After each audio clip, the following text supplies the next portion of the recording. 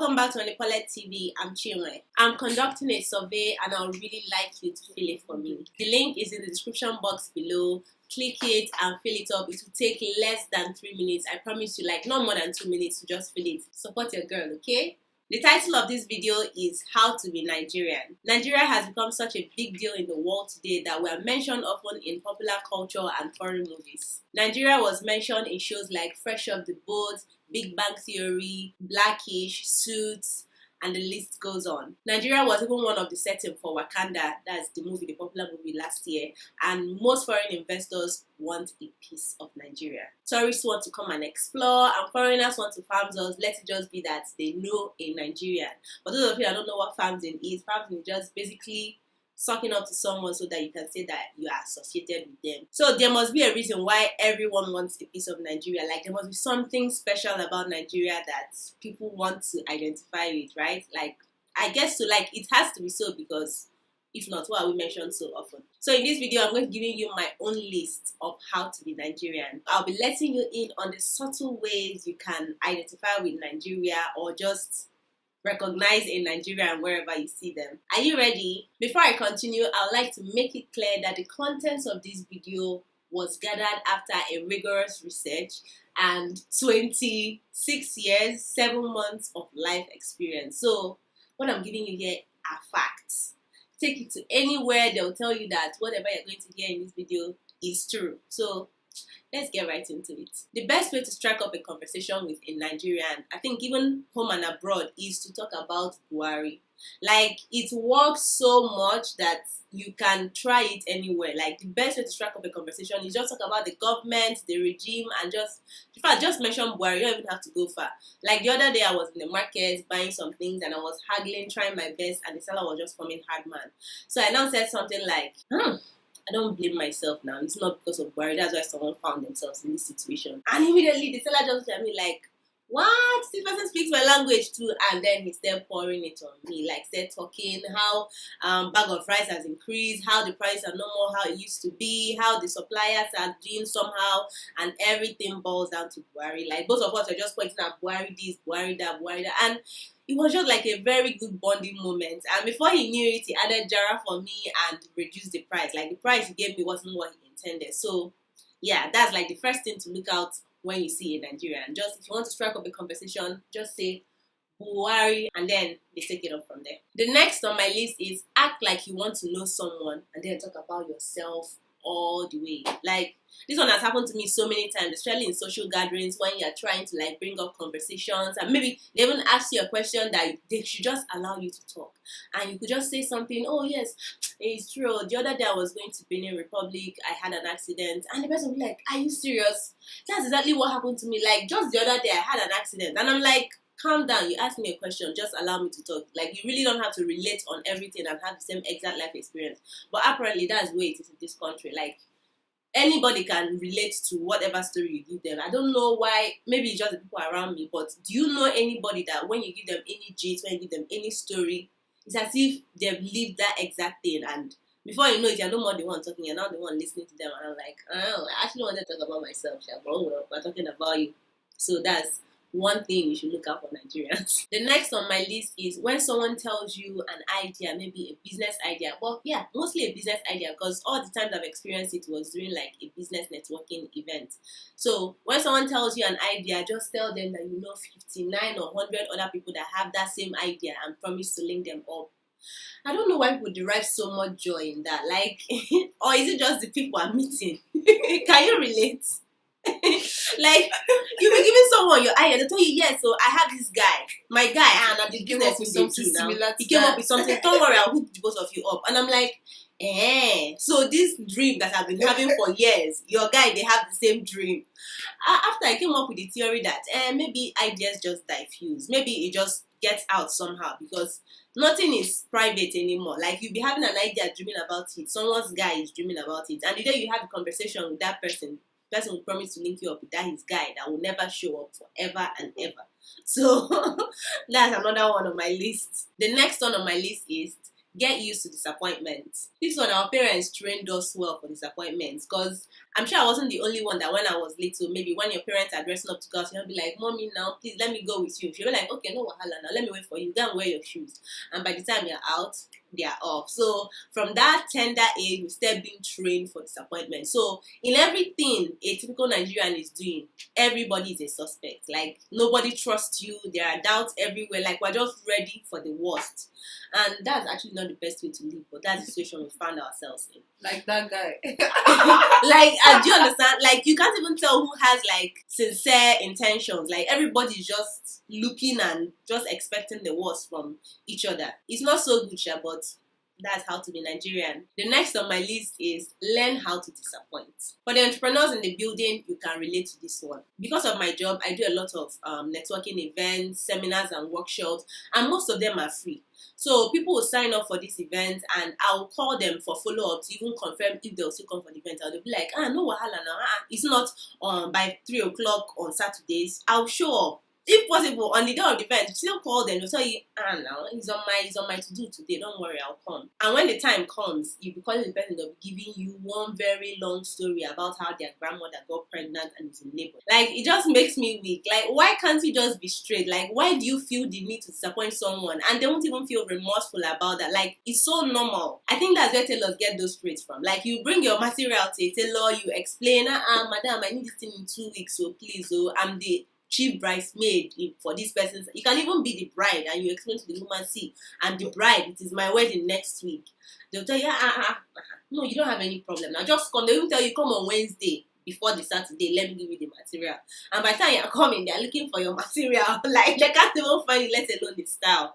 Why do we feel comfortable doing that? Why do we feel comfortable disappointing? And not just disappointing, knowing fully well that we're going to disappoint, and promise the person that, see, everything is well taken care of. Like, you're not going to be disappointed. If you're Nigerian watching this, why do we do it? Because it still doesn't make sense to me. Like, it doesn't make sense at all. The next on my list is know all the solutions to your problem and still do nothing about it. As a consultant, I interact with business owners very often. And most times, my strategies are always, first of all, the psychology and then the business strategies. Do you understand? And you'll be talking to someone and it's as if they already know everything you're saying. And I'm not surprised they actually have an idea of maybe what the solution would be. But it's just amazes me when I tell someone, okay, this is what can help you, and they tell you, it's true, I know that now, I know it. They will even explain to you how the solution can be executed, and do you understand, tell you everything. And I'm like, oh, so you actually know the solution to your problem. Why are we still having a problem? And they can't give you any good reason just because, oh, it's a problem to have. Like, I don't think that makes sense to me. Why are we like that? And sometimes they won't tell you, see, I know that too, don't worry, I've tried it, it did not work. But a million other people are trying it and it's working. So why is it not working for you? And you don't have an alternative. Why? Relating to the previous one, the next on my list is when someone offers you the advice you asked for, don't let them have the moment to tell them that you know. This one makes me weak. Okay, so it's not enough that you know the solution to your problems. Now you're explaining it. I think I've already said it a bit in the previous one. Like, they are all woven together. Why are you asking me for my advice if you already know the answer? Is it that, and you won't even let me talk? Why? So I'm not like here listening to you, looking like the person that have the problem. Like, how did the table turn? This is not what we're meant to be doing. You ask me for an advice to a problem that you're having, and then when I start talking, you stop me and you start giving me advice. Is it that you're trying to listen to yourself because you only consult experts? I can't relate, but if you're Nigerian watching this and you're guilty of it, why do we do it? Why? Like, you start explaining to someone how to solve a problem that you're chronically facing. It doesn't add up. The next on my list is the only feedback you should expect from Nigerians are insults and complaints. Every business in Nigeria can relate to this one. You might be asking your customers for feedback on how the things are going, or you may be asking prospects of what they think about your business, and nobody will give you any genuine answer. Like, they don't fill survey reports, they don't take polls, nothing when it comes to like good feedback. But when something goes wrong, oh my God, your inbox will be full. From the people that experience the problem, from their sisters, from their mothers, from their brothers. It's as if the person like goes to their village square and then shouts, I experienced this problem from this person. And everybody will start sending you messages. They'll start insulting you. Say, yes, that's how this one will happen. And some of them will even be insulting you, not even in relation to what the problem was. And it just, I'm like, oh, so you can talk as much. Like, why couldn't you just say, oh, nice product? Why couldn't you just say, oh, I enjoy this? But you're just waiting to blow insults. Why are we like that? And honestly, I don't even think this is just peculiar to Nigerians. I think that's just the way human beings are. Bad news travel faster. Why? Why? The next one on my list is from a tweet I shared in 2012 or 13. We Nigerians, we don't trust artificial intelligence. After we use the ATM, we count the money in front of the ATM, so it will be watching us count it before we leave, because we don't want to hear story. You have to be very, very careful with all this artificial intelligence and technology stuff. That's why you see someone using like a car key, they'll lock the car and then go and check the door and make sure that it's locked very well. Like, you can't come and be telling us story. We have to confirm. You say, oh, I should collect my money and I'm sure it's going to be complete without counting it. When there's a camera there, all of us will sit down here and count it. So, yeah, I think like we just have trust issues in Nigeria. So we just have to confirm before stepping out. Like, you lock your car and check it. That's just the way we are. The next one on my list is treat people like they are crap until you realize they are rich or know a politician. This one just appalls me. Like, people that do that, all these people that just farms you because of what they can get from you. It's true, everybody wants to make relationship with people that will take them higher, but this one, like, it pains me somewhere in my stomach when I know that someone that was treating me like crap all of a sudden changes to treat me like I'm all that, just because the person realized I could help them get this or help them get that, or I know this person, I know that person. Like, it's annoying, and if you do that, stop it. It's not funny. It's not funny. Like, really, just be kind. What I'm saying in essence, just be kind to people. Like, you don't need to be kind to people because of who they are or what you can get from them. Just be a kind person. Just be nice to people. Then if it works out for you, if it doesn't work out for you, but just be a nice person. Like, don't wait till you find out someone is something before you start sucking onto them. That shit is cold. Change. The next one on my list is one that really, really pains me. Well, it used to pain me before, but now I've learned to adapt. Like, I've gotten a way out of it. And it's for all my entrepreneurs in the house. Like, if you don't relate to it, then you've not started doing business in Nigeria. This one is when you give a detailed information about what you do. You probably have a well-detailed website. All your social media pages are well-informed. Like, you put your bio straight, your profile. Like, once the person opens your page, it's obvious what you do. And then after all those information, someone will still pick up your number from your bio where you said this is what I do and call you and tell you, hey, I got your number from Instagram. What did you say you do again? And I'm like, sorry, what did you say you got my number from again? From Instagram, from your business page. So like, I want to make inquiries about what you do. And I'm like, about what I do, what do you want? At first, that's how I used to respond to them. Like, I can't even help but just be petty. Like, which one is what do I do? Is it that you do not read all those things? That place you got the number from, didn't it tell you anything? You're asking me what do I do? That one pays me on a special level. I think the pain is still there somehow because I'm just ranting right now. But it's actually really painful. If you're an entrepreneur in the house and you can relate, just comment below and share your experience with me. Why is it that you see the information about what someone does, or sometimes maybe when you get an email like a newsletter about a product or a service that is out, and the person tells you it's on so date by so time, this is the amount, and you will still have the nerves to pick up your phone and ask, when is it? I later realized that Nigerians don't read. Like, they can't be bothered to read. I think once it's more than 3 sentences, we zone out.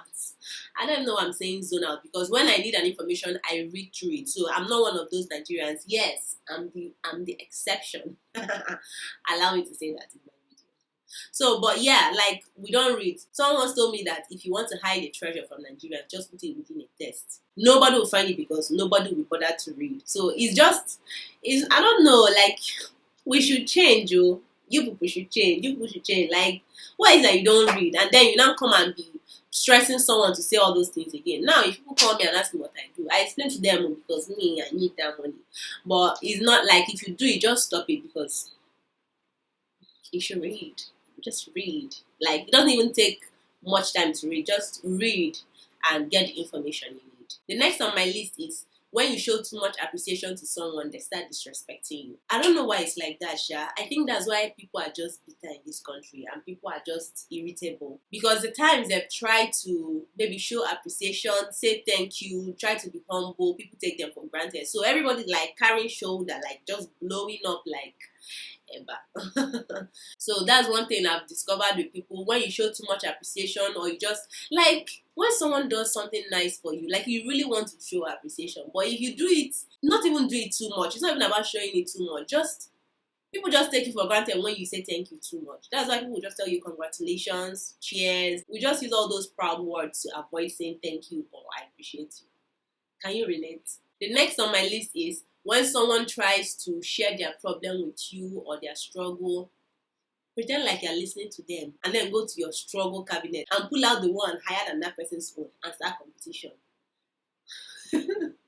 Like, why? Like, who would be making mouth with struggle? Who likes to struggle? Like, I saw a clear demonstration of it this last Big Brother that just happened. That time in the house when they were talking about their childhood struggles. Yeah, I've forgotten all their names, but one said something like they were really poor, they didn't have money to eat. Another one said something like, have you ever watched your sibling die because they could not afford medicine? And I'm like, are we now making mouth with struggle? Like, I don't understand. Like, it was just too much, like they were competing, like who struggle past.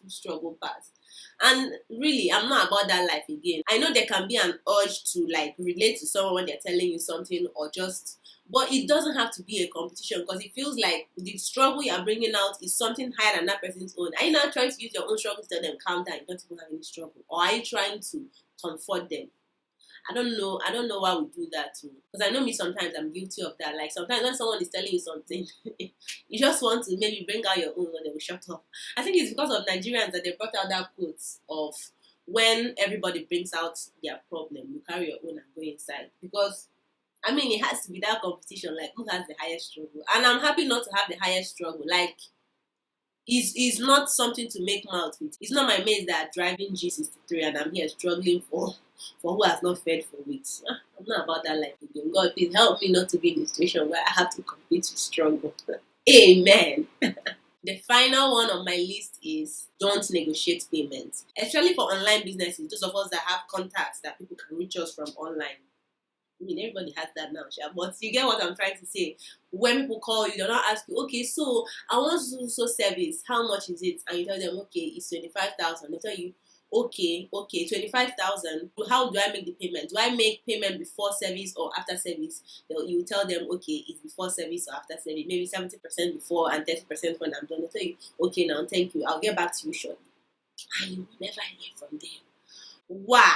And I'll be on my bed thinking, by the time that client calls and we do this work, 25K will enter. By the time the other person calls, 30K will enter and we'll be sharp. And then nobody calls you and you're wondering, but I had like a good conversation with these people. And they won't even give you anything to make you feel like they are not coming back. Because they are not negotiating, they are not even trying to haggle. Like maybe you don't want them to negotiate, but at least if my price is not so friendly for you, it will be better for you to make it obvious to me that, oh no, that it's not within my budget. Do you understand? Or I can't pay this price. Not giving me the impression that you're coming back. It's not funny. If you are guilty of that, stop it. If you call someone on the phone and they give you their price, if you're not going to patronize them, let them know. Like, you don't have to tell them I'll get back to you. When?